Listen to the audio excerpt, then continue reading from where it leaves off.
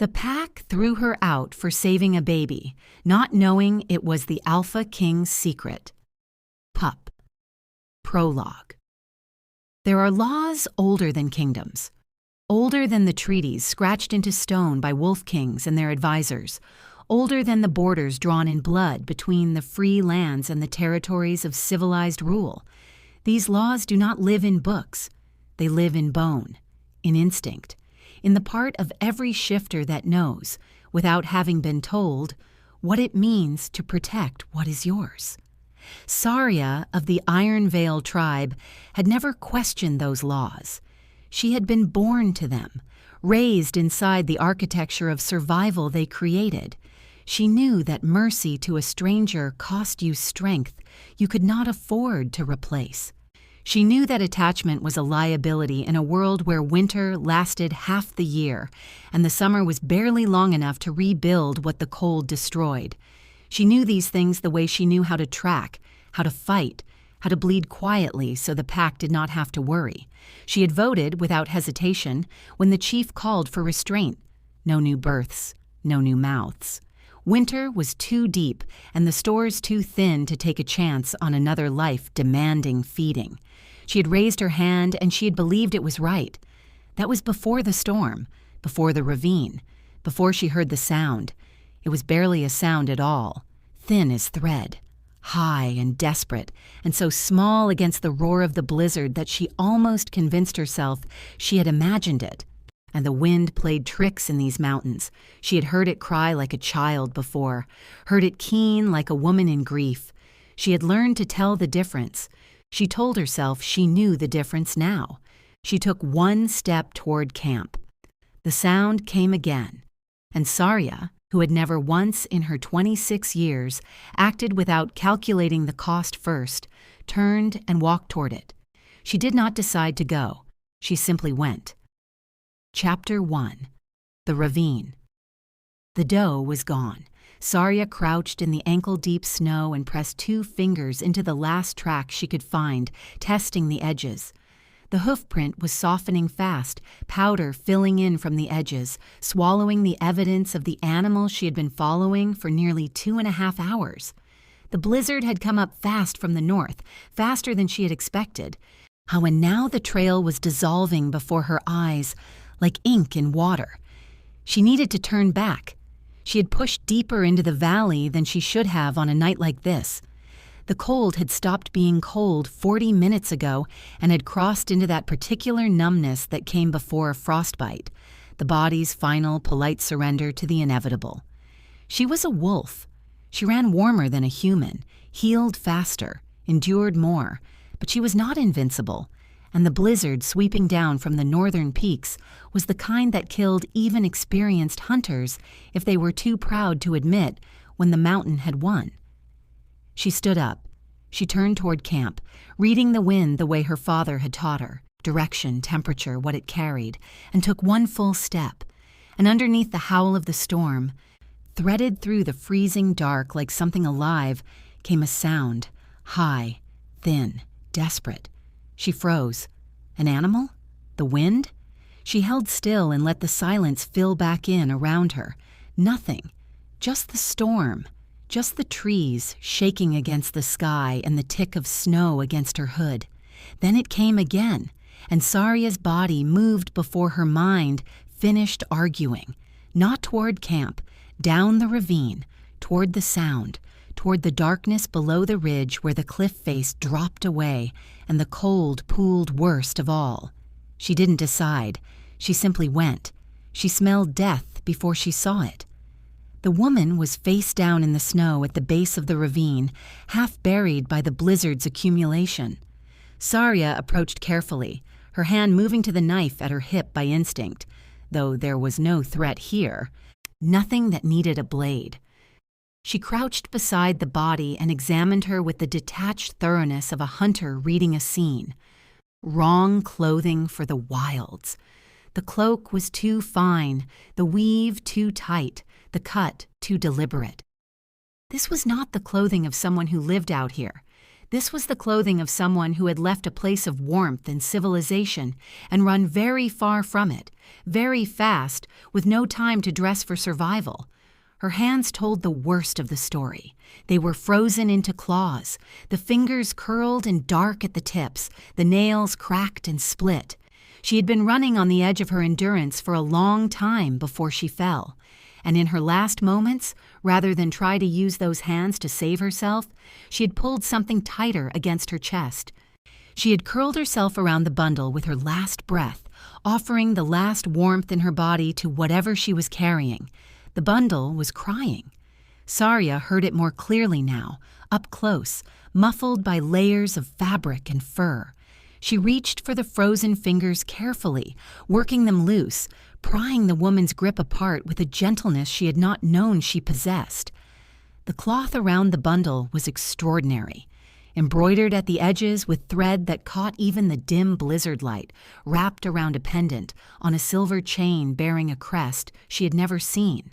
She peeled back the final layer, a baby, so devastatingly, terrifyingly small that Sarya's first thought was that it could not be real.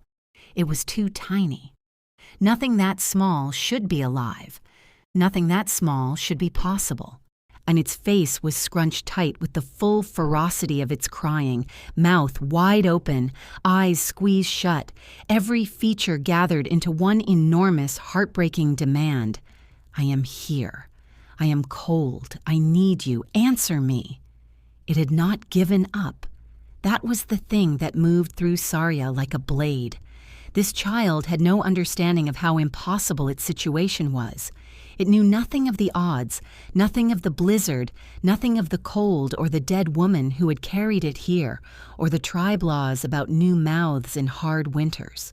All it knew was that it needed something, and so it screamed for it, with everything it had, into the roaring dark. Sarya sat back on her heels and stared at the tiny face. "I hear you," she said. Her voice was very quiet. The baby did not stop crying, of course. It didn't know her voice. It didn't know anything except the cold and the absence of warmth it needed.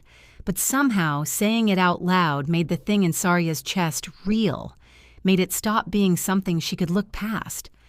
"I hear you," she made herself think. She was very good at making herself think.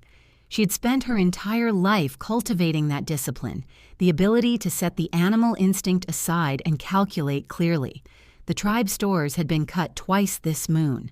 Chief Brandek had stood before them all 3 weeks ago and delivered the words no chief wanted to deliver, the reckoning that came when winter lasted too long and the hunting too poor. No new births until the thaw, no new mouths, not one. The vote had been unanimous. Sarya had raised her hand. She still believed the math. She did. And she understood with perfect clarity that 33 lives could not indefinitely absorb a 34th. Not now. Not this winter. She had made the brutal calculation and come out on the correct side of it, and the correctness of it had not troubled her then and should not trouble her now. The baby's hand escaped the wrapping. 5 fingers, each one barely larger than a pine needle. They reached into the open air, grasping at nothing, finding nothing, and still reaching, still insisting, still refusing the message the world was sending. There is nothing here for you. The tiny hand disagreed. Sarya held out her finger. The small fist closed around it with a grip that was startling in its completeness, its certainty. The baby held on with the full conviction of something that had decided. "All right," Sarya said very quietly. "All right, little one." She lifted the baby against her chest, tucking it deep inside her furs, pressing the small body against the warmth of her own. She felt the crying slow as heat met cold, felt the desperate shivering begin to ease. She reached for the pendant. Something in her made her take it. She didn't know why, didn't examine the instinct. She tucked it inside her own clothing against her skin. As she turned to go, something caught her eye at the base of the ravine wall. A flash of white against the gray stone. Impossible in this weather, impossible at this time of year, and yet there it was. a single small flower growing from a crack in the frozen rock, a winter glory, the stubborn, impossible little bloom that sometimes appeared in the deepest cold, as if to argue with the season. Sarya looked down at the small face nestled against her chest. "Kala," she said. The name arrived without thought, complete and certain. "Your name is Kala." She began the long walk back up the ravine. Chapter 2. The price Sarya caught the camp's scent before she crested the ridge. Wood smoke and packed bodies and the deep, layered familiarity of 33 people she had known since birth, and felt the pack bond hum to life in her chest, the warmth of it, the weight of it, the way it had always felt like coming home. She noted with the careful honesty she applied to all important things that she was about to break it. Old Henna was the first to see her. The tribe's healer was crossing between the storage shelters with a bundle of dried bark under one arm, head down against the cold, and when she almost walked into Sarya before she looked up, her eyes went to the bundle against Sarya's chest. She went the color of old ash. "Sarya." Her voice dropped to almost nothing. "What have you done?" Sarya did not answer. She went to her shelter. Davin was inside, sharpening a blade by the fire. Her mate. 3 years of a life built together, small and functional and sufficient. He looked up when she entered. He saw the bundle. Something moved across his face that she recognized as not quite surprise, more like a thing he had been afraid of, arriving on schedule. "Come inside and close the door," he said. "Sit down." She sat. She told him everything in the plain, unadorned way she always spoke. The deer trail, the blizzard, the ravine, the woman's frozen hands curved around the bundle, the baby screaming into the dark.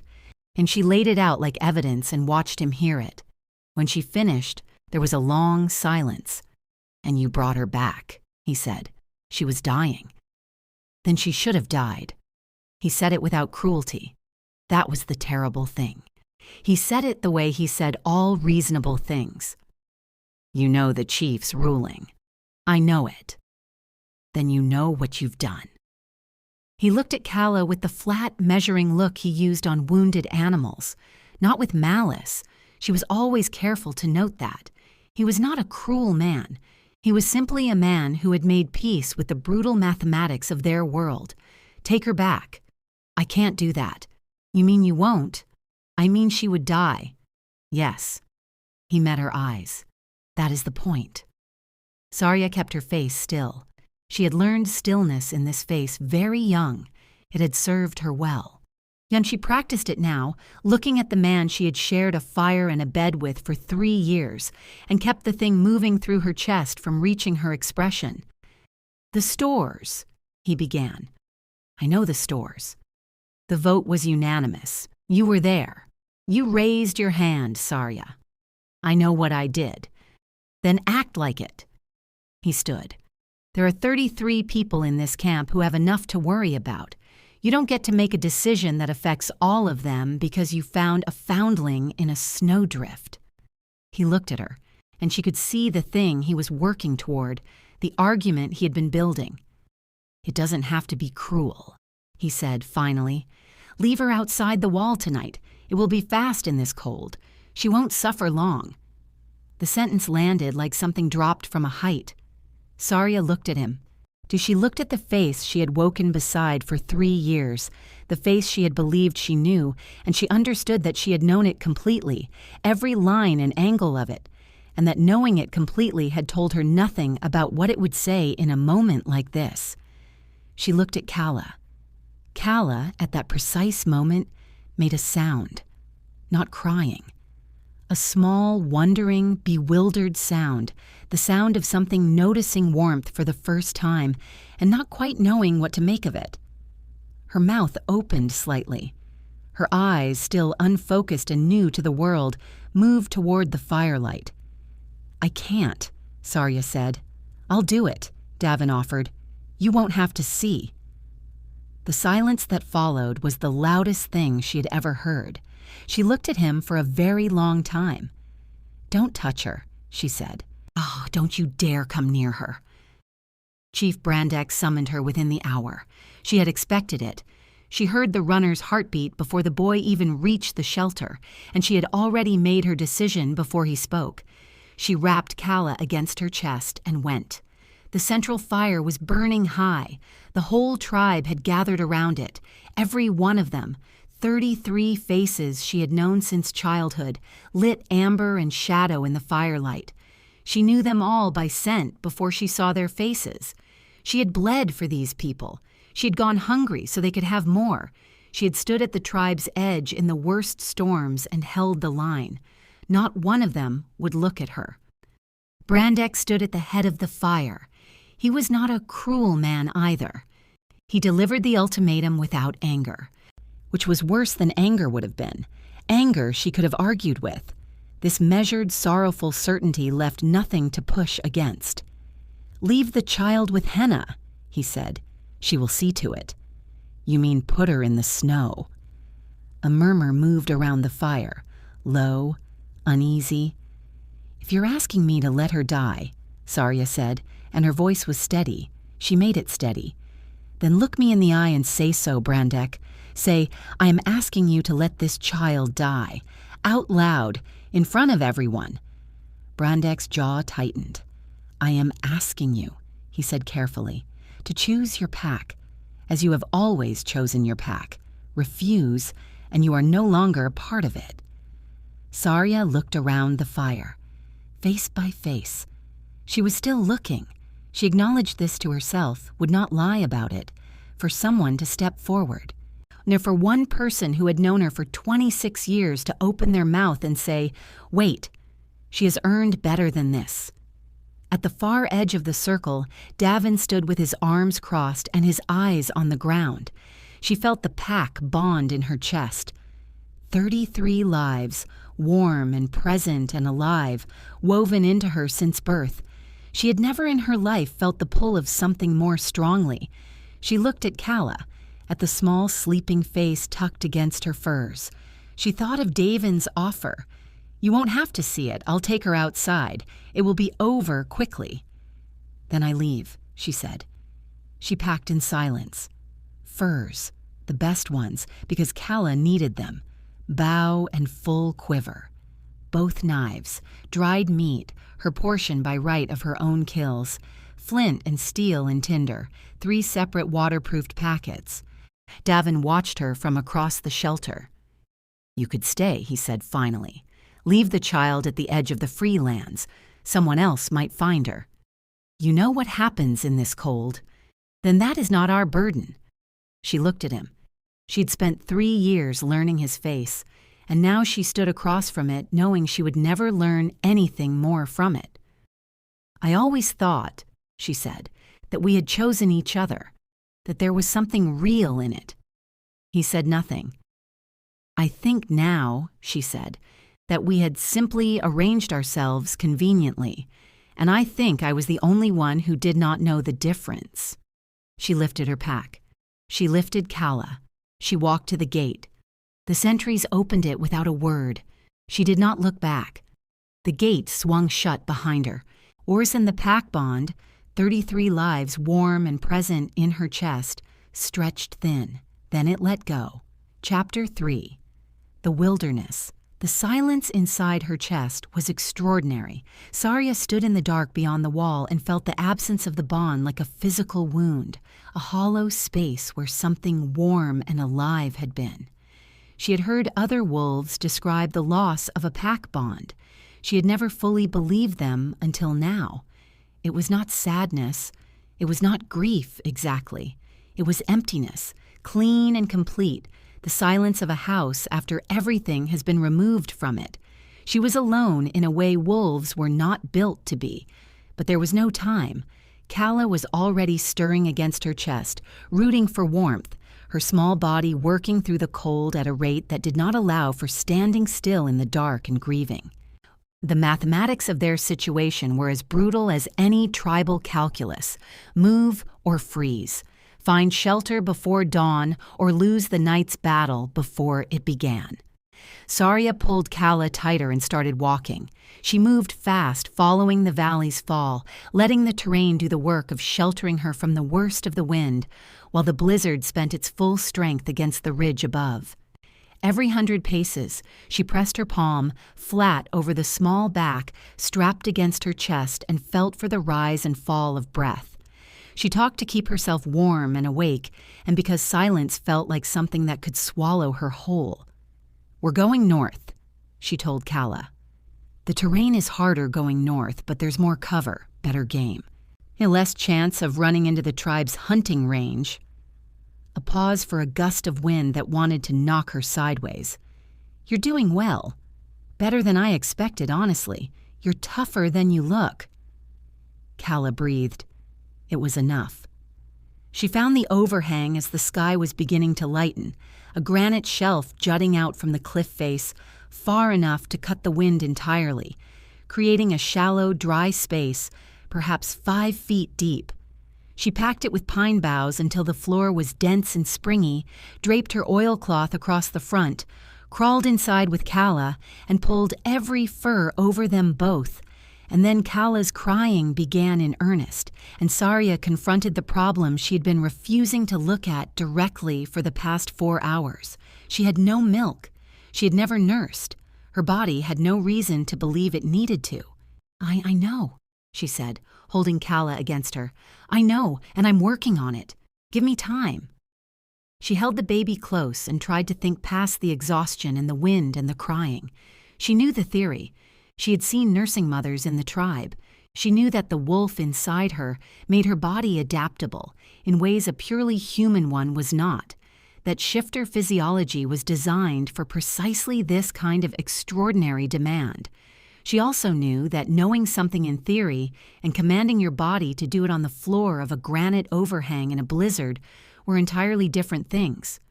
She tried anyway. It hurt, a sharp, protesting ache, and she could feel nothing responding. "Come on," she told her body quietly and with considerable conviction. "You know what she needs. Figure it out." Kala nursed with ferocious, exhausted determination, and eventually tired and slept. Sarya sat with her in the silence, and could not tell if that was because something had happened or because the baby had simply run out of strength. That not knowing was the worst. When the light was strong enough to move safely, Sarya stripped quickly and shifted. The wolf's nose gave her the valley all at once, deer tracks threading northwest, a fox working the creek bank, the mineral smell of moving water not far east, and no predators of significant size in immediate range. She mapped it in the time it took to make a single circuit of the overhang's perimeter. She was back beside Kala before the baby had time to register the absence of warmth. What she had learned: water within easy reach, game present and huntable, no immediate threats to their position. Well, the valley was defensible. It would do for now. The first real crisis came that night. The temperature dropped sharply in the way the mountains sometimes did, not gradually but all at once, as if the sky had made a decision, and the pine boughs and firs could not fully answer it. Kala woke and cried for a long time, and Sarya tried to nurse her again and again in the dark, still unable to tell what was happening, whether anything was happening at all. She made a decision. She set Kala in the center of the pine bough nest, wrapped in every fur and stripped quickly. She shifted. Then she lay down against Kala's side, curved around the small body, and was still. Kala went quiet within seconds. She had expected more crying. Instead, the baby made a small, considering sound, a sound of investigation and conclusion, and pressed herself against the wolf's warmth with the complete, unquestioning confidence of an animal that had found its pack. Sarya stayed absolutely still and thought about that. Most shifter children did not manifest their wolves until 5 or 6 years of age, sometimes later. The change required a developed nervous system, physical maturity, the ability to contain 2 forms in one body. Everyone knew this, but lying in the dark with Kala pressed against her flank, her wolf's nose close enough to read the baby's full scent signature, Sarya let herself acknowledge what she had been noticing since the ravine. The layers beneath the newborn's smell, the warmth that lasted too long, the grip that was stronger than it should have been. This child was a shifter, which meant the woman in the ravine had been a shifter too, had run for miles through a killing blizzard carrying a newborn, and the child had survived it for reasons that went beyond luck or fine embroidered cloth. The nursing sorted itself out by the third morning. She felt the change, subtle, certain, unmistakable, and held Kala close. And when the baby nursed and did not cry when it was over, Sarya sat for a long time in the furs without speaking. "All right," she said at last. "We're going to be all right." She said it quietly, but she meant it. Chapter 4. The cabin. She found it on the fourth day moving north. Old timber, cold ash, the specific damp rot of a structure the forest had begun quietly reclaiming. It sat at the edge of a small sheltered valley where a frozen creek widened into a flat, all surrounded on three sides by dense pine, protected from the northern wind by the ridge behind it. The roof had caved on one side. The door hung from a single leather hinge. The stones of the chimney had shifted out of true, but the hearth itself was intact. Sarya stood in the doorway and looked at it for a long moment. Shelter, water nearby, defensible position, timber for repairs. She went back for Kala. The work consumed her in the way work always had, completely, cleanly, giving her no space to sit still with the things she had lost. She patched the roof with bark and pine boughs packed dense enough to shed snow. She rehung the door with straps cut from her pack. She rebuilt the chimney stones and mortared them with clay from the creek bank. She set snares south along the valley's edge and caught a rabbit on the second morning and held it a moment before she cleaned it, feeling something in her chest release by one careful degree. The fire she kept burning at all times. She woke twice each night to stoke it, lying still for a moment in the dark first to press her hand against Kala's small back and count the breaths. 4 weeks in, she stopped counting. She simply knew, the way she knew where her knife was and where the door was, without having to look. She talked to Kala constantly. "Fox track," she said one morning on the creek bank, Kala in the pack on her back, bright dark eyes watching the trees over Sarya's shoulder. "Not wolf. See the placement? Foxes step light, precise, always 4 tracking. Wolves are heavier in the heel, wider stride, less careful." She looked back at the pair of eyes studying the world with profound seriousness. "You'll learn to read them. You have time." And in the evenings by the fire. "Your mother ran for miles in a killing blizzard. She was running for the free lands, I think. She wanted to get you somewhere beyond reach of whatever she was running from." A pause. "She died spending the last of everything she had to keep you warm. That's what I know of her. The boots worn through, the hands that wouldn't let go. Whatever else she was someone who loved you completely." What Sarya did not say was the other thing, the ache. She had broken a mating bond and a pack bond in the same night. She caught herself sometimes listening for the warm hum of 33 heartbeats and finding nothing. She had seen what simultaneous bond breaks did to lone wolves, read it in the hollow, glassy quality that crept into their eyes, and she managed hers through the simple discipline of work. There was always something to do. She always did it. It was a wound. Wounds required management. She managed. There was a bad night in the second week when Kala's temperature spiked and her crying went thin and exhausted and wrong. Sarya went out alone in the dark for willow bark from the stand, east along the creek, chewed it to paste by the fire, applied it with shaking hands to the small forehead and the insides of the small wrists and the soles of the small feet. She did not sleep. The fever broke by the following evening. Sarya sat with Kala in her lap afterward, both of them hollowed out, while watching the small sleeping face while the color came back into it. Kala chose that moment to find a strand of Sarya's copper hair and put it immediately in her mouth. "That is not food," Sarya said. Her voice came out rough. Calla held on. The weeks accumulated. The cabin changed in increments. Roof sealed, door true, snare lines reliable, firewood stacked deep, and together the changes added up to something she recognized as home. Calla changed too. Dark curls thickening, eyes sharpening, focusing, learning to track movement, reaching deliberately, laughing at the fire shadows, at the sound of the wind, at Sarya's face when she came in from the cold with her nose red and her hair frosted. One evening near the end of the 6th week, Sarya sat in the doorway with Calla in her lap and watched the sky go orange and deep purple behind the pine ridge. Smoke rose straight from the chimney. The snares were full. The fire was banked. The pack-bond's absence was still there. A ghost. Familiar now. Something she was learning to carry. Calla grabbed her finger and held on with her whole small fist. "We are going to be fine," Sarya said. She wasn't entirely sure when it had shifted from something she told herself to something she actually believed. Calla grabbed her nose. She smiled. Chapter 5. The Square.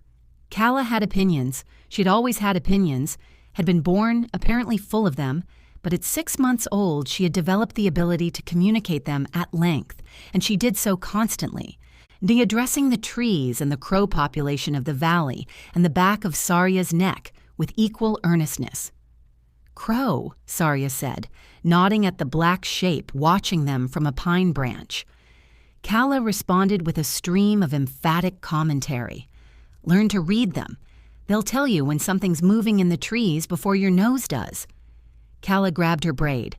The settlement appeared through the trees, a small muddy square with a general store, a tavern, a scattering of homes. It was the closest thing to civilization in this part of the Freelands, 6 permanent residents and a rotation of trappers and traders who passed through on their way to somewhere more important. Mira's trading post occupied the largest building. Smoke from the chimney, the sound of children from inside. Sarya pushed open the door. Warmth hit her like a physical thing. Wood smoke and dried herbs and the dense lived-in heat of a building full of people. Mira came around the counter with her arms already open toward Calla. "She's fine where she is," Sarya said. "She's been strapped to your chest for an hour. Come here, little love." Mira had 3 children of her own and no patience for Sarya's caution. She carried Calla to the back room where the noise and warmth were concentrated, and Sarya stood at the counter and listed what she needed: whetstone, dried grain, and something Calla could manage besides milk. "Oats boiled soft," Mira said, already reaching for shelves. "She'll make a mess. Also, the snare wire is in the general store. Lend has some in from the south." Sarya went. The square outside was wrong. Odd, she noticed it immediately, not because anything obvious had changed, but because of the quality of the silence. The particular stillness of a space that had recently been full of movement and was not anymore. A woman crossing toward the tavern changed direction suddenly, moving fast with her head down. 2 men at the well spoke in low, urgent voices and then went inside. Shutters that had been open were closed. Her nose found it before her eyes did, carried on the cold air from the direction of the eastern alley. A scent that made the wolf in her go absolutely still. Something wild, something enormous, something that did not belong to any category she had smelled before, or rather, belonged to a category she knew only theoretically: apex predator, alpha. She was still parsing the information when she heard small, rapid footsteps, and she turned. A child, 4 years old, Mira's eldest, the boy called Tam, was running across the square, entirely focused on a ball rolling ahead of him, his face bright with the pure joy of chase. "Tam!" she called. "Tam, come here." He didn't hear her. The ball bounced. He chased it. Then he stopped. The wolf stepped out of the alley. He was enormous, black fur, massively built, his shoulder level with a standing man's chest. He moved with the absolute, unhurried certainty of something that had never once in its life needed to hurry, because the world arranged itself around it. His eyes swept the square with rapid, comprehensive intelligence. Green, vivid, burning green. And Sarya felt the alpha compulsion hit her chest like a wave breaking. Down, still, yield. She locked her knees. Around the square, the few wolves present collapsed. She could see it, their bodies dropping to submissive postures, knees folding, chins tucking, every instinct capitulating at once. Even the humans seemed to feel the pressure of it, backing away, pressing against walls, making themselves small without quite knowing why. Sarya stayed on her feet, because Tam was frozen in the center of the square and the wolf's lips were beginning to pull back. Tam shrieked, small and high in pure terror, and the wolf's entire body coiled in response, the reflex older than thought. From inside the trading post, Mira's voice erupted. "Tam!" Sarya was already moving. She crossed the square at a full run, the compulsion hammering her with every step, shoving Tam behind her with one arm, planting herself between the boy and the wolf. "Behind me," she told Tam. "Don't run. I'll walk. Steady." The wolf stared at her. His eyes were green, vivid, burning, wrecked, wild in a way she had no frame for. She had seen feral wolves before, animals that had broken under grief or isolation or loss. But this was something else. This was a mind that had not been entirely present for a very long time, operating on the oldest, deepest layer of itself. But there was something in his scent. She breathed it in fully, cataloging fast. Blood and wilderness and cold stone and the deep green smell of old forest. And underneath all of that, running beneath it like a current under ice, something else. Something that nagged at her. Something almost familiar. She had no time to chase it. "I see you," she said. She felt Tam leave. She did not take her eyes off the wolf. He charged, not a warning charge, not a test. Full force. On full weight. Nothing held back. Sarya's body answered before she made the choice. She shifted. Everything she wore fell away in the transformation, and she came up braced, teeth bared, and he hit her like a falling wall. The collision drove her back through the snow in a spray of white. She fought for purchase, snarling, snapping, but he was twice her size, and he had physics on his side, and he used them both, getting his mass above hers, his weight bearing her down. His jaws closed on her throat. Not to kill. She registered that even through the roaring of her blood. It was a hold, a dominance grip, teeth pressed against her jugular in a claim, not a killing bite. But the pressure was absolute. She was on her back in the snow with the sky above her and his full weight pinning her and the alpha compulsion detonating at full contact, to crashing through her chest in waves. Yield, submit, stop, she fought it. His grip tightened. A warning, do not make me finish this. She lay beneath him and felt, clearly and without confusion, that the outcome of this rested not in her strength, but in whatever was left of him underneath the feral. How much of the man survived inside the wolf, and whether it was enough to choose something other than ending her. Something arrived in her then, not strategy, not calculation, something from deeper than either of those. She stopped fighting. All at once, completely. She turned her head to the side, baring her throat fully, the old submission gesture, the one that said, "I yield. I am not your enemy. I am here." He stilled. The pressure of his jaw shifted. The teeth loosened. She lay completely motionless and let him read her. Let him take her scent at full range. Let whatever remained of his reason work through whatever his instinct was doing. The wolf lifted his head. She shifted back. The cold arrived instantly, comprehensive and thorough. She was on her back in the square's snow, human, bare, and the winter made its presence felt immediately. But she did not move. She looked up at him, enormous and dark, standing over her, his muzzle above her face, those burning green eyes looking down at her, wild, wrecked, and in there, somewhere, someone. "There's a human in there," she said. Her voice was steady. She had made it steady. "I can feel him. She reached up slowly. He didn't move. She pressed her palm against the side of his jaw. The fur was coarser than she had expected. He was fever warm underneath it, running hot the way bodies did when they were fighting something. His eyes stayed on hers, and she held them. The pull was there. She had not expected it. It arrived without warning, low and certain.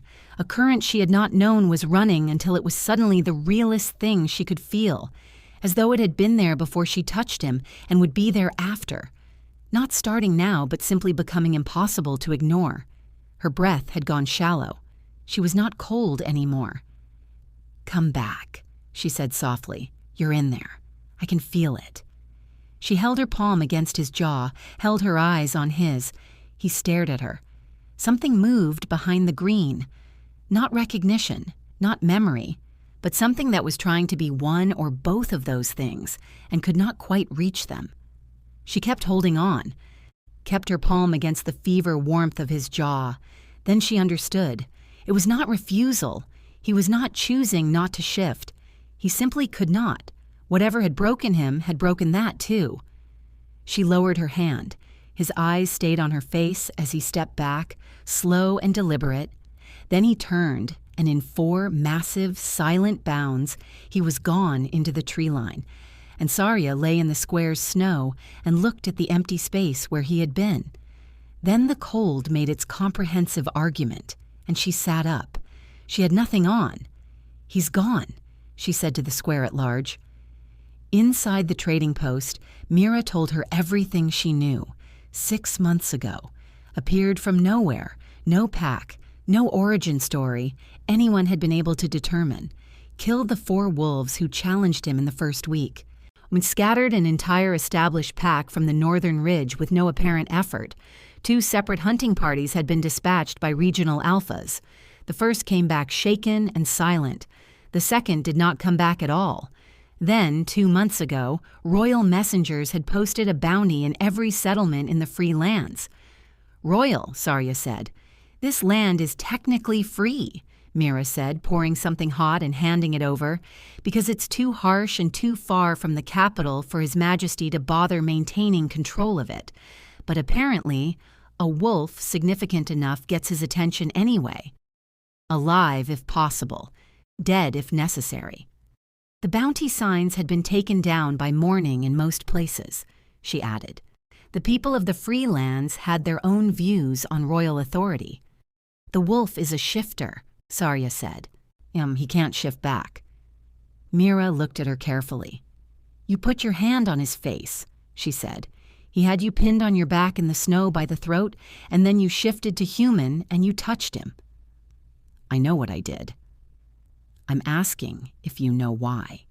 Sarya thought about green eyes, wild and burning and carrying something that was trying very hard to be someone. "No," she said.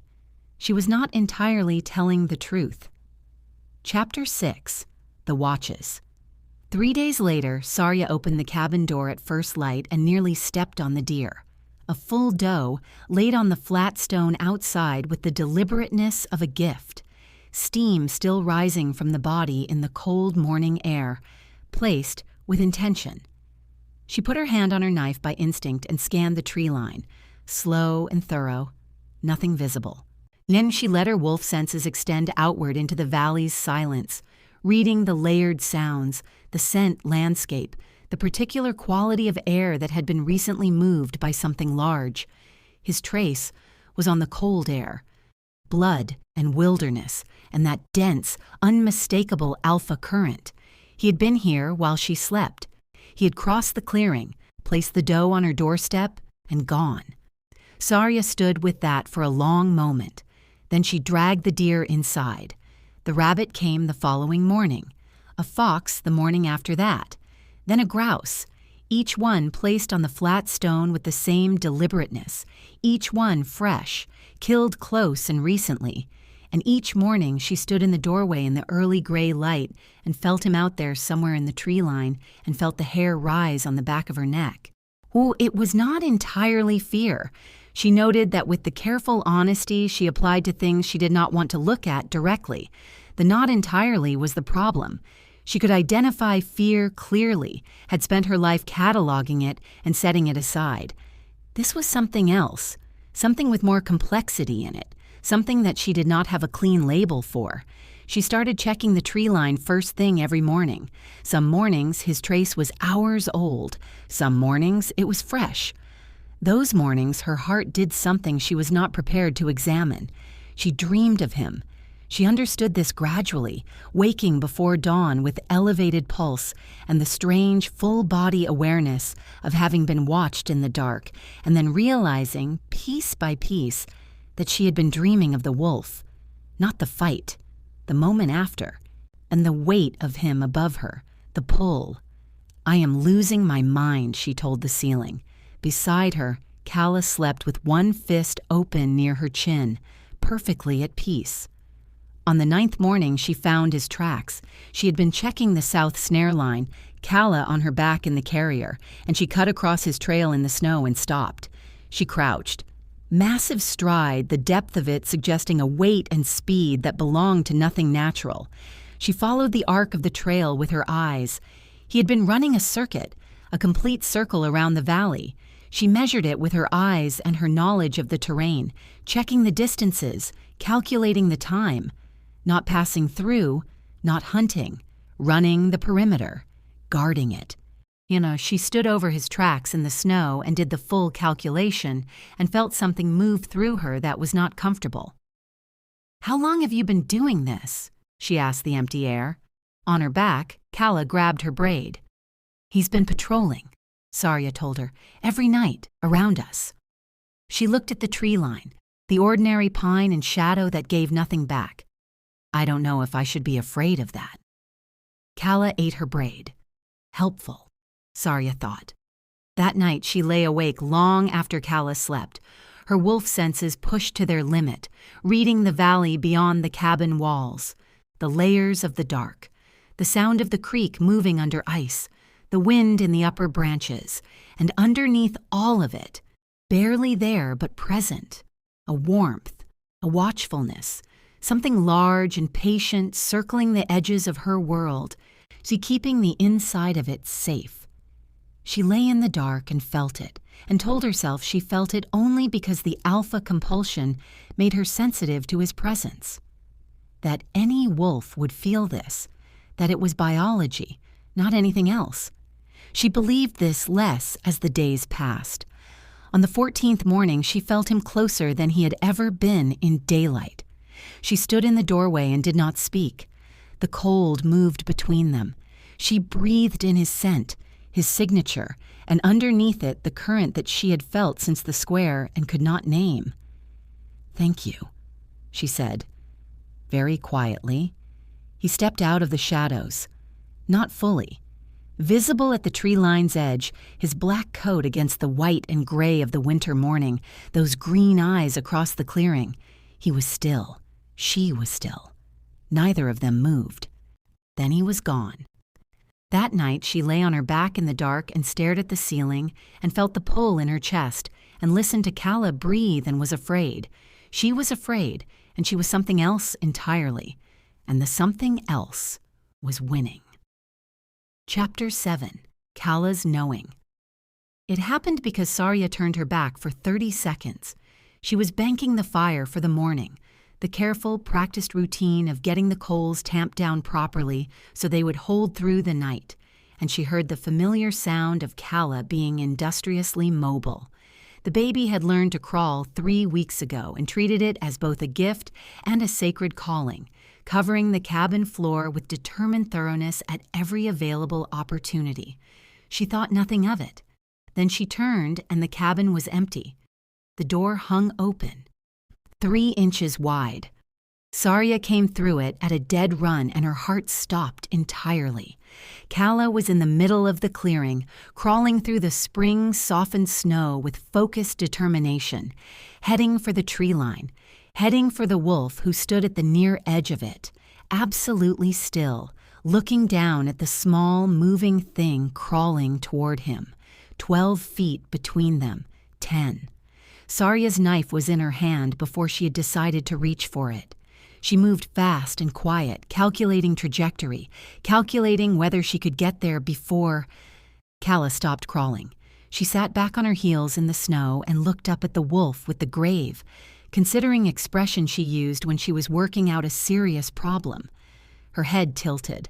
Her dark eyes studied the enormous black wolf with the thorough, unhurried attention she gave to everything that interested her. The wolf looked down at her. Then Calla laughed. Full-throated, uncontrolled, completely delighted. The laugh she reserved for things that exceeded her expectations in the most welcome possible way. She reached both arms up toward the wolf's face with the imperious confidence of someone who had never once been denied what she reached for. "Bah!" she announced. The wolf went absolutely still, not the coiled stillness of predator readying itself. Something else. Something Sarya had no frame for in her experience of him. His ears flattened, not in aggression, in something. His massive body lost its tension all at once, like a held breath finally released. His head lowered and lowered and lowered further until his nose was level with Calla's outstretched hands. And he inhaled, a long, slow, deep breath, drawing Calla's scent into himself with the focused, methodical concentration of something searching, looking for something specific, something that mattered above everything else. Sarya stood with her knife and watched and did not move. Then the sound came from deep in his chest, low and rising, not a growl, nothing like a growl, something she had never heard from any wolf, from any creature. A sound of finding, of recognition, of a grief so total it had become indistinguishable from its own relief.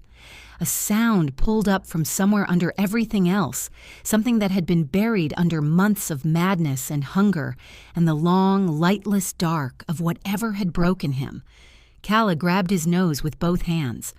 She inspected his lip with the solemn thoroughness of a naturalist examining a new specimen, said "bah" again with an explanatory air, and then patted his nose firmly, apparently satisfied with her findings. He held still. Sarya had lowered her knife without noticing. He held perfectly, tremblingly still, and let Calla touch his face. His eyes, those burning green eyes, moved to Sarya's, briefly, carrying something that might have been a question. "You won't hurt her," Sarya said. Her voice was steady. "I know you won't." His eyes returned to Calla. Calla had moved on from his nose and was attempting to fit his ear entirely in her fist. He held still for this too. And standing this close to both of them, Sarya finally let herself follow the thing she'd been noticing for months, the thread in his scent that nagged at her, and the familiarity she kept attributing to the alpha compulsion, or to memory of the square, or to the strange intimacy of his nightly circuits around their valley. She breathed him in slowly, his deep note, the root of his scent signature, the base layer that lived beneath everything else. Then she breathed Calla in, the same, not similar, not close, the same specific piece of scent signature, the same note at the same depth, the way it appeared between parent and child, between blood. Sarya stood in the clearing with the snow around her boots and the cold in the air, and felt the ground shift under her. What are you to her? The air changed. She felt it before she saw it, a subtle pressure shift, the specific charge that existed in the moment before a shift, or the gathering of something that was about to become something else. She had felt it from 1,000 wolves over her lifetime. She had never felt it from an infant. "Calla," she said, and took one step forward. Calla shifted. It was nothing like an adult shift.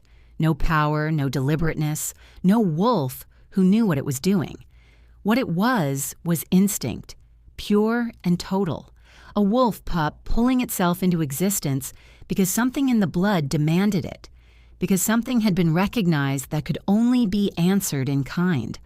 One moment there was a baby in the snow. The next, there was a pup, tiny, black as ink, no bigger than a rabbit sitting in the snow on 4 very unsteady legs, shaking herself once, and looking up with enormous green eyes. The wolf made the sound again, the same rising sound from deep in his chest, but different this time, different in a way that Sarya felt in her sternum, less wounded, more like a door opening into a room that had been sealed for a very long time. The pup considered the wolf's face for a moment. Then she lunged at him. She bounced directly off his nose, tumbled completely head over heels in the snow, righted herself with enormous dignity, and immediately did it again. The wolf, this feral, wordless, dangerous creature who had killed 11 challengers and unmade a pack, very slowly, very carefully, began to play back. The gentlest nudges, barely touches. A massive paw laid flat in the snow, the pup climbing it immediately and falling off the other side and tearing back around for another attempt. A nose barely touching her small side, sending her rolling.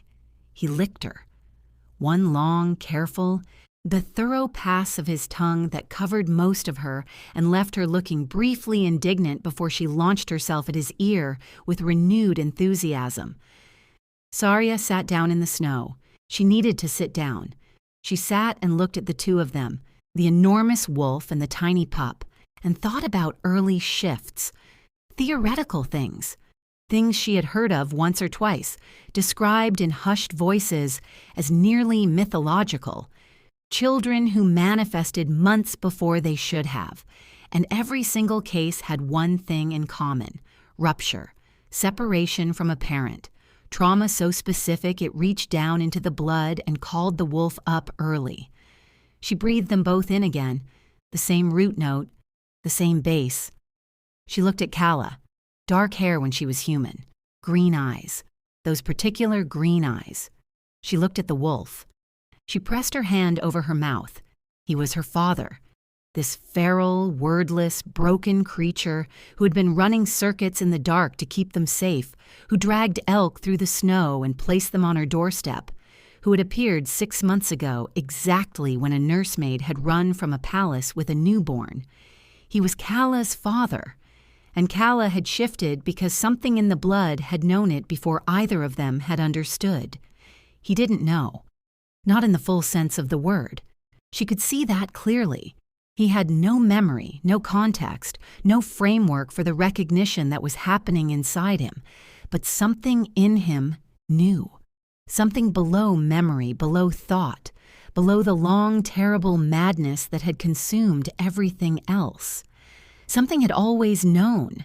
Sarya sat in the snow for a long time and watched the wolf play with his daughter and said nothing at all.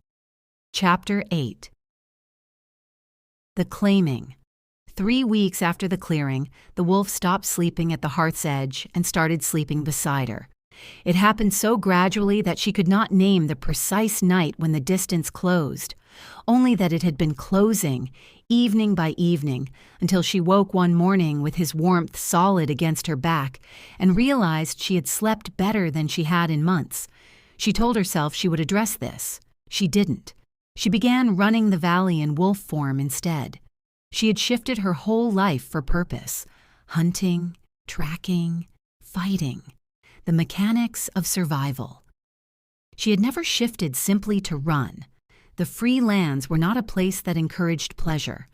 But in the mornings, and before the light, she shifted and ran the valley, and the first time he fell into stride beside her, she felt something inside her chest click into place with a definiteness that was almost audible. This is what the pull has been reaching toward. In wolf form, there was no ambiguity, no debate, just the hum in her blood and the animal certainty of him beside her, the way the world arranged itself differently when he was in it. At night, the ache was maddening.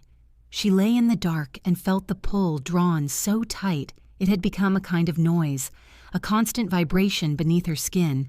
He was feral, could not shift back, could not speak, could not tell her his name or who he had been or what had broken him.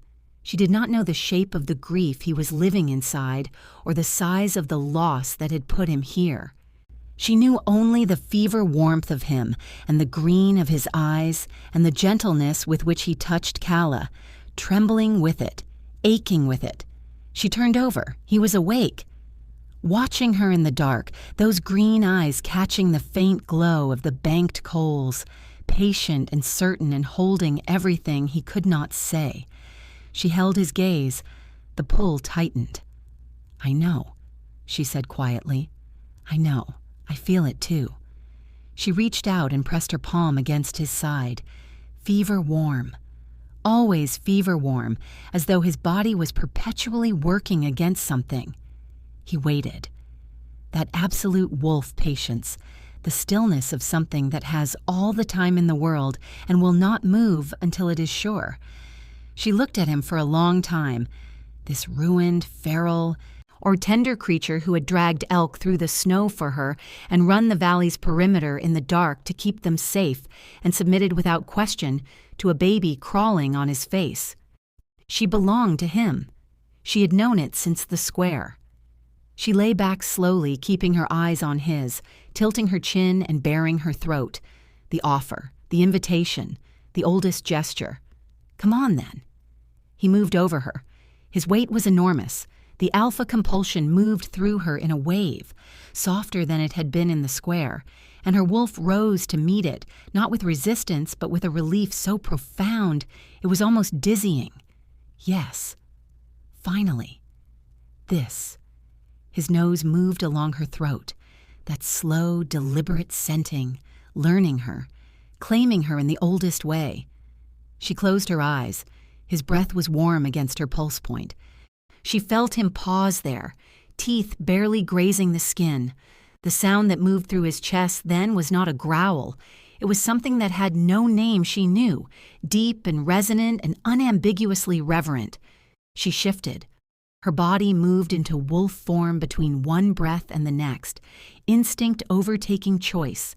And then he bit. One clean, bright flare of sensation at the junction of her neck and shoulder, and then the bond snapped into place. Not like the pack bond had been, not the warm, collective hum of many lives. This was a door thrown open onto something vast.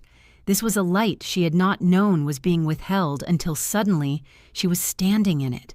She felt him, not his presence, not the awareness of him that had been building for months. Him, the interior of him, the full depth of what he was. The grief, first. Enormous and dark and total, a loss so complete she nearly lost herself in it. A woman's face. Her own death.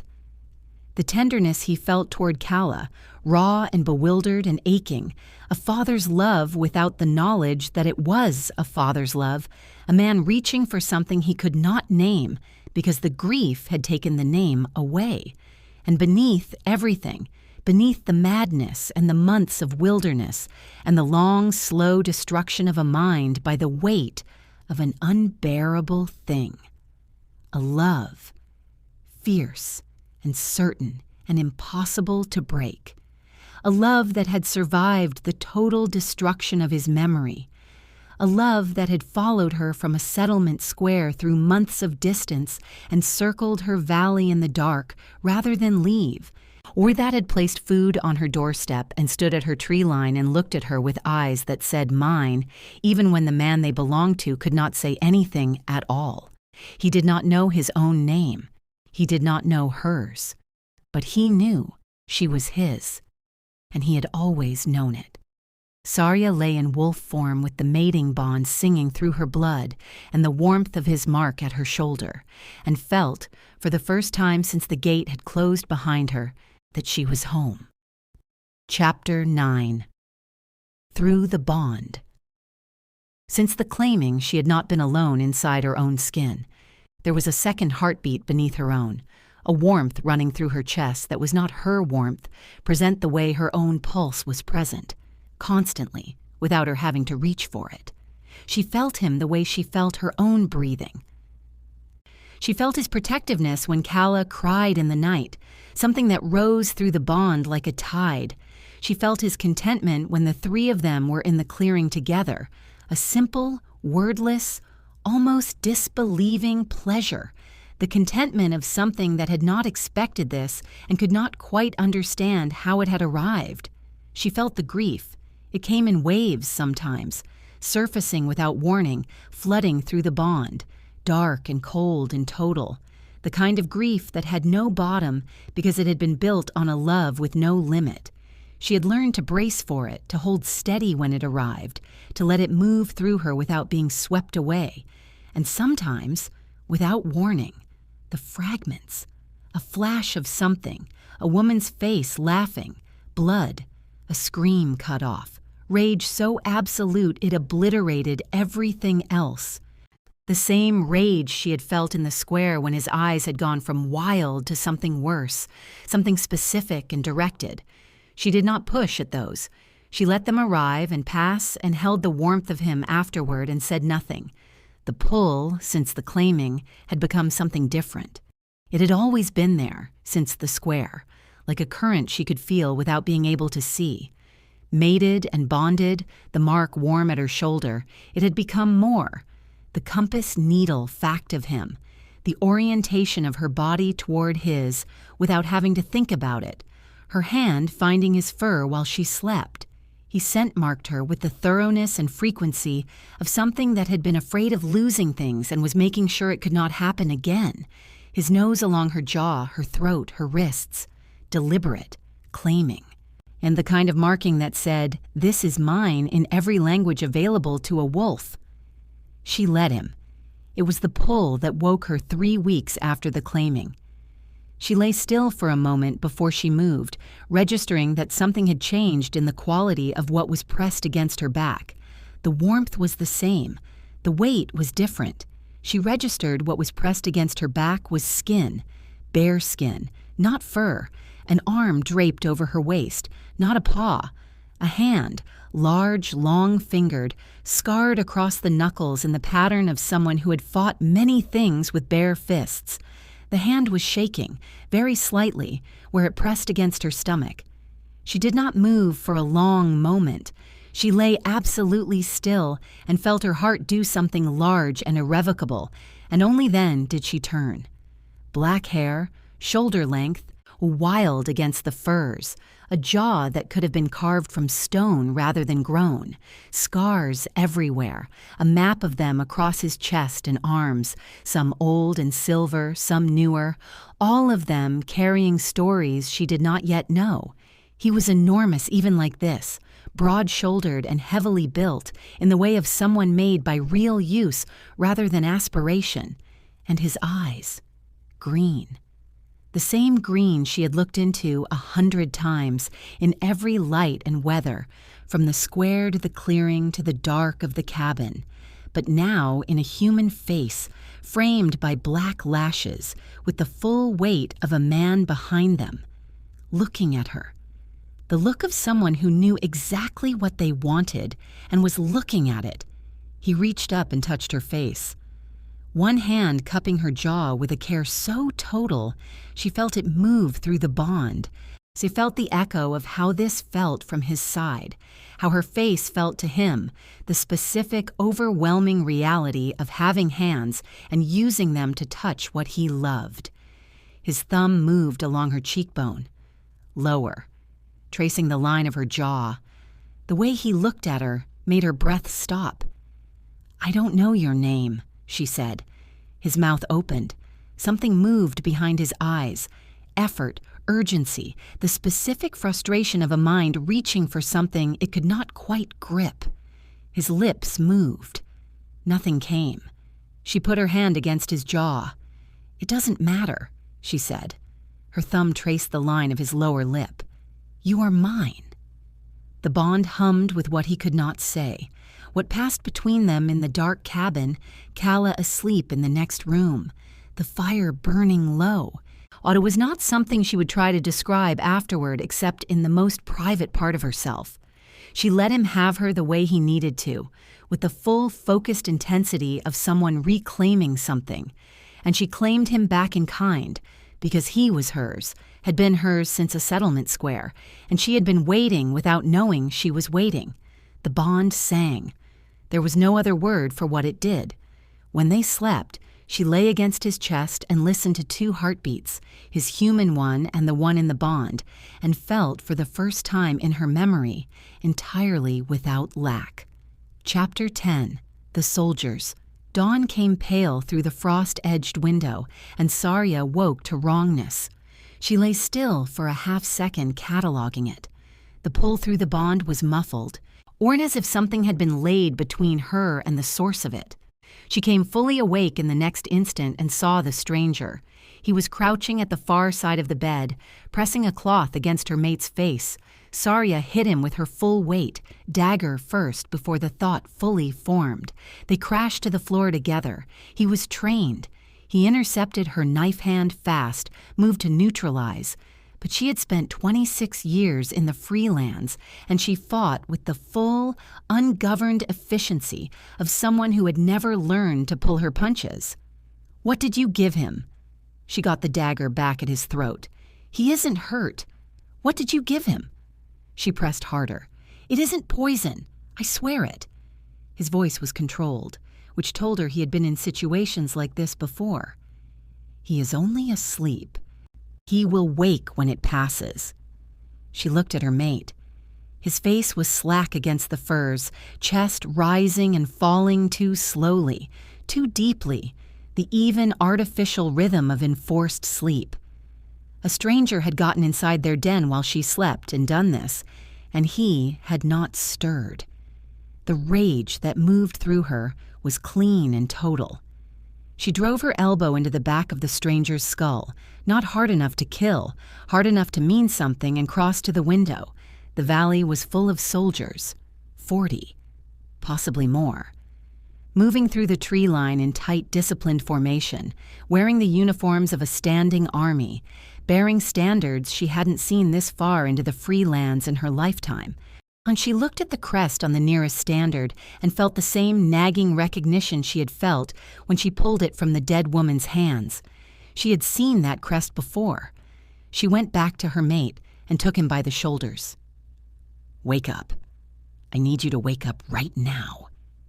His eyes opened, glassy, unfocused, and she felt him through the bond, fighting upward through the fog of the sleeping draft. "I'm here. Come back." His lips moved. Nothing. He sank again. 3 sharp knocks at the door. She looked at the back room. Calla was still asleep. She could hear the baby's breathing, the small, even rhythm of it. She could take Calla and run. She could not carry him. She ground her teeth. She moved to the door and opened it 6 inches, stepped behind it, and then let the man outside take 1 step through before she put the dagger at his throat. "Don't move," she called past him. "Anyone who enters without my invitation, I open his throat." The man at her blade was very still. "They won't come," he said with the calm of genuine assessment rather than bravado. "I'm not important enough to them." "Then we understand each other. Who are you?" "Renard, captain of the guard in the service of His Majesty." "His Majesty," Sarya repeated. "The Alpha King, Aaron Shadecrest." Sarya stared at the back of the man's head and felt something cold move through her. She felt the presence before she saw it. Heavy. Alpha. Filling the doorway with a weight that was nothing like her mate's weight. Nothing like the feral compulsion she had been living beside for months. This was authority shaped by years of conscious use, deliberate and contained, and completely uninterested in her dagger. She looked up. The man in the doorway was dressed for travel rather than ceremony, but he carried himself the way certain people did, as though the clothes were incidental, as though the authority belonged to the body rather than the costume. Dark hair, green eyes, younger than her mate, or less worn by whatever had happened to him, but the jaw was the same. The eyes were the same. He looked just like the man sleeping in her bed. He pushed past her dagger without acknowledging it, crossed to the bed, and looked down at her mate with an expression that took apart every careful layer of his composure in one breath. "I don't touch him." Sarya was between them instantly. The man turned to her. "I wouldn't hurt my brother," he said. She looked between them, the sleeping face and the waking one, and saw it clearly. the same bone structure, the same fundamental shape of the face underneath everything else. You sent hunting parties after him, she said. You posted a bounty, dead if necessary. I needed to find him. And if your hunters found him first? Something moved behind his eyes. He did not answer that. Who are you? He asked. Sarya lifted her chin. His mate. The Alpha King looked at her, a long, cold, comprehensive look. She saw him cataloging the rough-spun clothing, the hunting knife, the copper hair, the cabin walls with their hanging snares, and the smell of tallow and pine resin. His mate is dead, he said, and that is why he is here. His gaze moved over her again, slower this time, with something that was trying not to become contempt, but was not entirely succeeding. His mate was a... He stopped, looked at her with the specific look of someone revising their approach. She was someone of great rank. You are... His mate, Sarya said again, flatly. And if you finish that sentence the way you were going to finish it, we will have a different kind of conversation. From the back room, a sound, thin and rising, beginning in the register of just woken and escalating fast toward full complaint. The king's head turned sharply toward the back room. Sarya moved first. She crossed in front of him, blocked the door, put her dagger in his face. Don't. You have a child here? He moved to go around her. Sarya shifted sideways. So he was an Alpha King.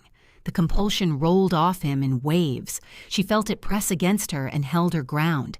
Captain, he said. Renard moved. Sarya shifted to block him too, and the back room door pushed open of its own accord. A small black wolf pup wobbled through it on unsteady legs, whining with the specific offended note of a baby who has woken up alone and finds this unacceptable, and pressed herself shaking against Sarya's leg. Both men froze. Then their faces came apart. Renard went the color of old milk. The king's composure, the careful, controlled authority he had brought through the door, cracked entirely open, and what was underneath it was raw and stunned, and nothing like a king at all. Who? His voice was barely there. Sarya scooped Kala up and pressed her against her chest. The pup pressed into her, was shaking and complaining, and gradually calming as she found the warmth she wanted. The king was staring at Kala. His nostrils were flared. She could see him reading the scent, working through it, cataloging it, arriving at the same place she had arrived at in the clearing. She's Ravine's, he said. His voice was strange. I can smell him on her. Sarya said nothing. She's not only the child of your mate, Renard said very quietly. He was looking at Kala with an expression Sarya could not yet fully read. Do you recognize that scent signature, Your Majesty? The other layer? The king went very still. She's Alicia's, Renard said. It was barely above a whisper. The king closed his eyes. When he opened them, the rawness in them was absolute. No, he said. The child. The child died with her mother. We were there. Ravine was there. He turned to look at the man sleeping behind them, and something in his face went completely undone. That's why he... Unless, Renard said carefully, there was more than one. The silence in the cabin was total. Sarya reached under the floorboard in the corner, the hiding place she had made the first week, a precaution that had felt like paranoia until this moment, and pulled out the pendant. She crossed to the king and held it out. He took it, stared at it. This was wrapped in her clothes, Sarya said. The woman who was carrying her was dead when I found them. She had run until she had nothing left. She died keeping Kala warm. She paused. Was that your queen? The king shook his head slowly. No. His voice was very controlled. Alicia, my brother's mate, the queen, was killed in the palace. Oh, while she was in labor... A breath. Our uncle Valdis orchestrated it. He wanted the throne. He needed Ravine broken. Ravine destabilized meant no clear air, no United Kingdom, an opening for a power claim. His eyes went dark. Valdis did not know she was carrying twins. No one did. Sarya stared at him. "I was with Ravine when he found her," the king continued, his voice the flatness of someone reciting something they have been living inside for months. He shifted. He killed Valdis. He killed his guards. Every man who stood in his way. He stopped. He was beyond reason, and then he disappeared. He looked at his brother. "I have been looking for him since." He looked at Kala. "I did not think I would ever see him human again." Sarya held Kala tighter and said nothing. "The true king," Renard said quietly. "Ravine Shadecrest, Alpha King by blood and right." He looked at Kala. "Which makes her heir, princess of the Shadecrest line, future queen." The king had straightened. Some of the rawness had been put back behind the composure, though not all of it. He crossed to Sarya and went to one knee. It was not what she had expected. "What you have done," Arin said. He looked up at her. "For my niece, for my brother." He held her gaze. "I and the entire kingdom owe you a debt that cannot be repaid." Sarya looked down at him. "Captain," she said. She turned to Renard. She had been watching him since he went the color of milk. "Tell me about the woman who carried her." Renard was very still. "The midwife," he said finally. His voice was careful and quiet. "Ah, Sora." Something moved across his face that she recognized. The same discipline she had spent her whole life applying to things she did not want to show. "She disappeared the night of the attack," he said. I spent months looking. I thought—" He stopped. "She loved the queen," Renard said. "She must have delivered the first baby, and when Valdis came, she hid her, and then she ran." "She ran as far as she could," Sarya said. She kept her voice clear. He deserved to hear every word clearly. "She tried to reach the free lands. It's hard country. The winter was brutal. She died spending everything she had left to keep Kala warm." Sarya looked at him. "Your wife saved her. I owe her everything I have." She bowed to him, full and deliberate. Renard was very still for a long moment. "Kala," he said. She looked up. "Nah, that's what I named her," Sarya said, "when I found her. There was a winter flower growing from the rock beside her. I called her Kala." His jaw was tight. He did not trust his voice. The king had been watching her for some time. "You really are his mate," he said. It was not quite a question. Sarya shifted Kala to one hip and pulled the neck of her shirt aside, exposing the mating mark at her shoulder. The room was silent. "A fated bond," Renard said, very quietly. "Only a true mate could have brought him back." He looked at Sarya. "It's thanks to her." The king looked at her for a long moment, differently than before. "He isn't fully back," Sarya said. "Whenever the memories return, whenever it gets too close, he goes somewhere else. He's been protecting himself from it." She looked at her mate on the bed. At the strong face slack in sleep. He stayed wolf because the wolf couldn't remember, because the wolf could bear what the man could not. She understood it completely, saying it out loud. She had known it since the first time she had felt the fragments through the bond and felt them disappear again, felt him choosing the dark over the grief because the dark was survivable. "He needs time," she said. Aaron looked at her for a long time. "Yes," he said finally, "I think he does." Epilogue. What grows in cold ground.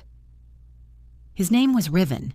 She learned it from his brother, and then she heard it from his own lips weeks later, rough and uncertain, like a word he was relearning how to carry.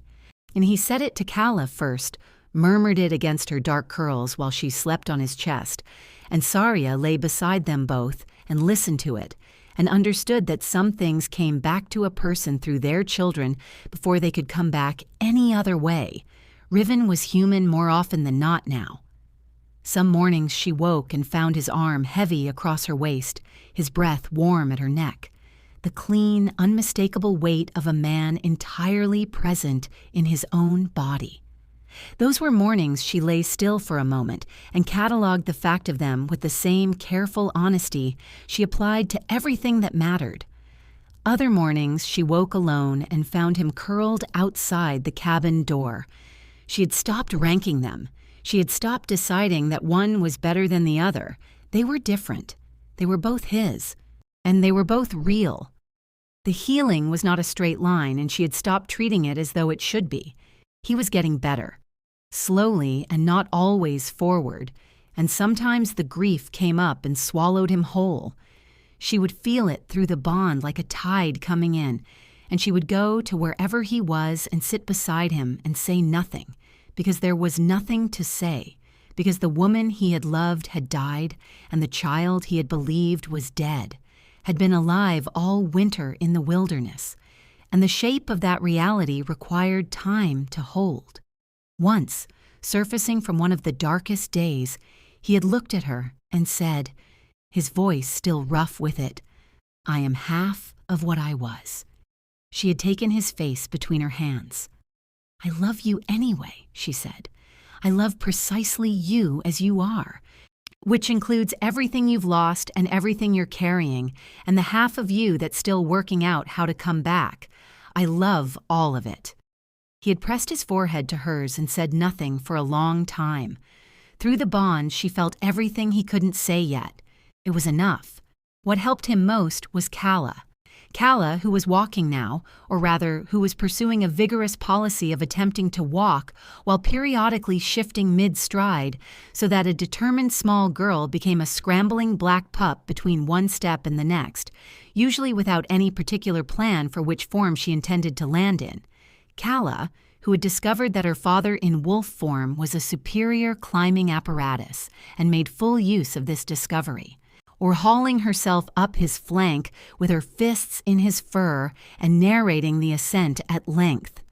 Calla, who brought him rocks and sticks, and once a very surprised frog, presenting each one with the solemn pride of a hunter, offering her first kill. He could not always remember everything. There were still days when the memories were too close to the surface and the man retreated. But he always knew Calla. He always felt her through the bond, her small, vivid presence, her absolute certainty that the world was full of interesting things she had not yet gotten to put in her mouth. He always felt Sarya. She felt him feeling her and found it, after all these months, still extraordinary. To be known like that.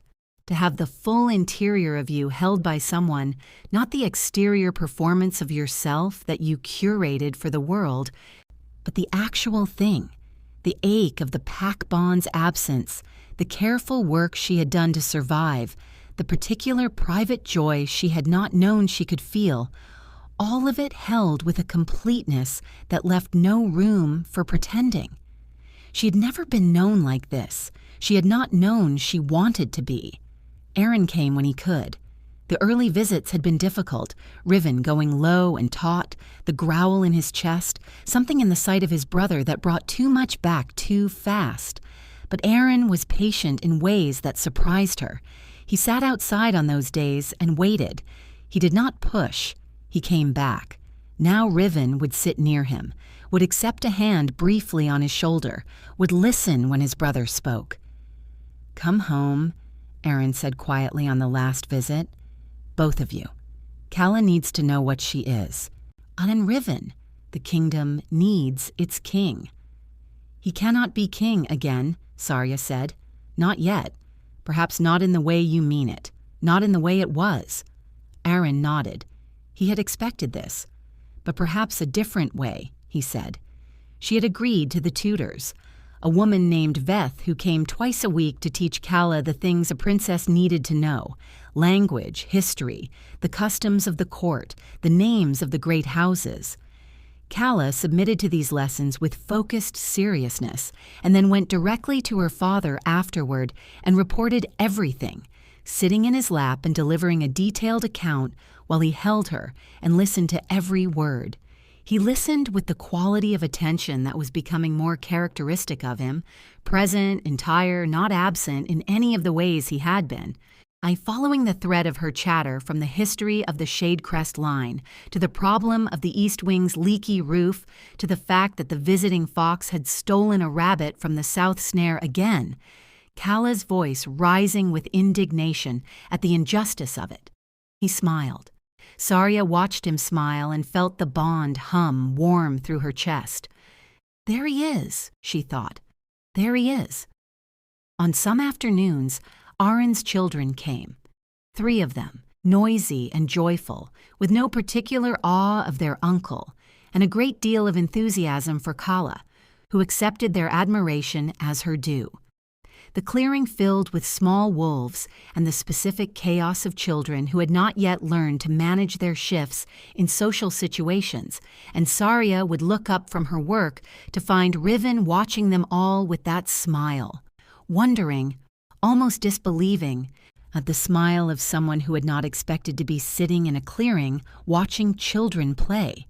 She knew, without looking closely at his face, what she would find there. She felt it through the bond. She knew her own body well. She had been reading its signals for 3 weeks, and the signals were unambiguous. She had waited until she was certain before she said anything, because she understood what this particular certainty meant to him, the enormity of it, after everything. Ravine had noticed before she spoke. One morning he had gone very still while she was making the fire, and then he had crossed to her and pressed his face against her stomach and stayed there, his hands light against her hips, his breathing slow. She put her hand in his hair. She felt him through the bond, the disbelief first, and then the joy, enormous, edgeless, one with nowhere to go, filling up the dark spaces. That evening he pulled her into his lap, entirely human and entirely present, his green eyes on her face with the expression she had never quite found a name for in the months she had been trying to name it. Something between recognition and devotion, something that said you with a specificity that had no room for anyone else in it.